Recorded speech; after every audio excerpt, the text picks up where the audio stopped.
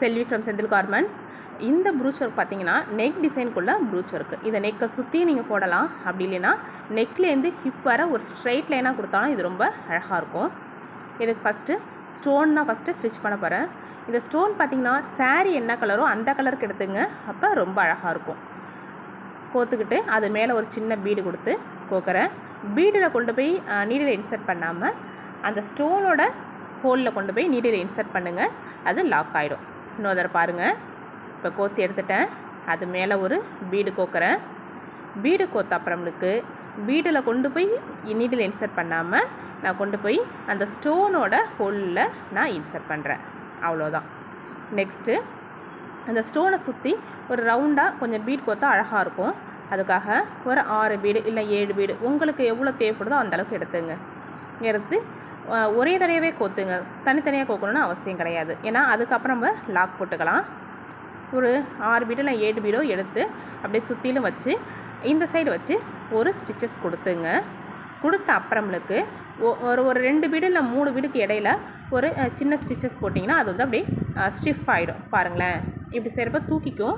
நீங்கள் அப்படி கொண்டு கொடுத்து இந்த சைடு கொடுத்து அந்த சைடு கொண்டு போய் ஸ்டிச் பண்ணி விடுங்க. உங்களுக்கு வந்து ஸ்டிச் ஆகிடும். இப்போ எடுத்துட்டேன். இப்போ அந்த சைடில் கொண்டு போய் ஒரு சின்ன ஸ்டிச்சஸ்ஸு நம்ம வந்து அந்த த்ரெட்டுக்கு இடையில கொடுக்கறதுனால நம்ம ஸ்டிச்சஸ் போட்டது தெரியாது. இது கொஞ்சம் கவனமாக கொடுத்து கொஞ்சம் ஸ்டிச் பண்ணி எடுத்துங்க. அவ்வளோதான், ரொம்ப சிம்பிள்.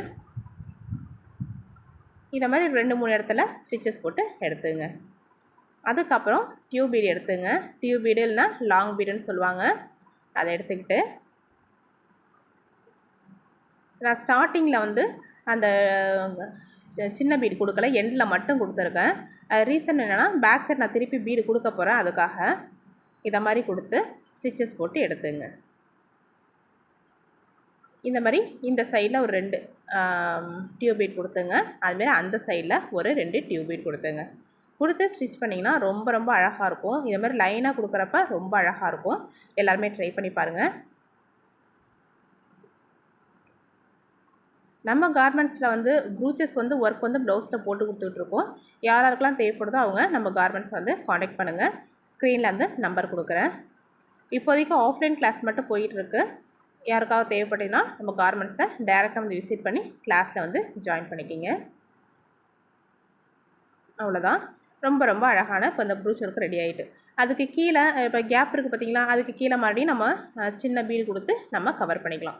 இதை மாதிரி வரிசலாக போட்டுக்கிட்டே வாங்க. ரொம்ப ரொம்ப அழகாக இருக்கும். எல்லாருமே இதை ட்ரை பண்ணி பாருங்கள். ரொம்ப ரொம்ப சிம்பிளான ஒர்க்கும் கூட. இது வந்து எல்லா ஷாப்லேயும் அவைலபிளாகவும் இருக்கும் உங்களுக்கு. பேக் சைட் ஸ்டிச்சஸ் பாருங்கள். நார்மல் ஸ்டிச்சஸ் தான், ஒன்றும் இல்லை. நார்மலாக நம்ம ஸ்டிச்சஸ் போட்டு எடுத்துக்கிறோம்.